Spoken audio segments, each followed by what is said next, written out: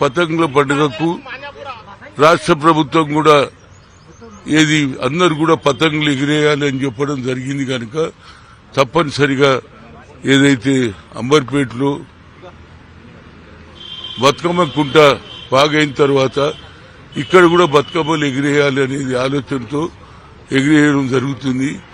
ఇది ఒక మంచి పండుగ.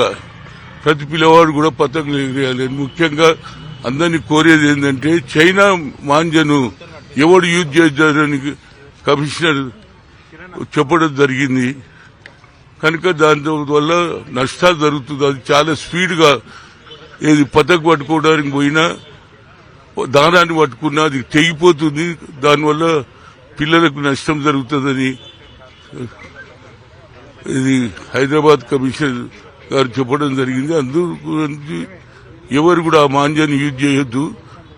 పచ్చిగా ఇవాళ రేపు ఎల్లుండి 3 రోజులు ప్రతి ఒక్కరు కూడా పండుగ సందర్భంలో పతంగుల పండుగను ప్రతి ఒక్కరు కూడా ఎగిరేసి ఇది ఇది తరతరాల నుంచి చిన్నప్పుడు నేను కూడా పతంగులు ఎగిరేసేవాడిని.